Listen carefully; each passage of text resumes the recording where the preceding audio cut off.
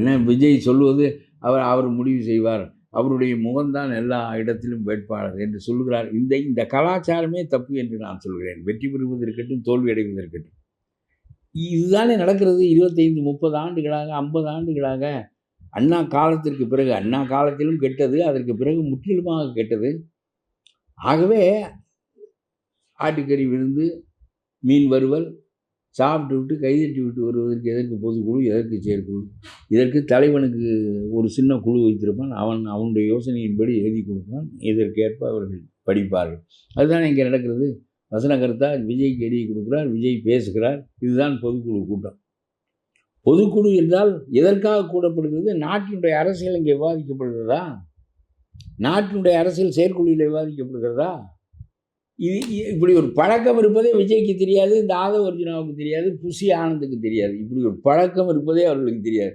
ஓஹோ, அப்படியா? அவர் சொல்லுகிறார், 234 தொகுதிகளிலும் விஜயினுடைய முகமே வேட்பாளராக இருக்கும். இவன் என்ன மரமா மட்டையா?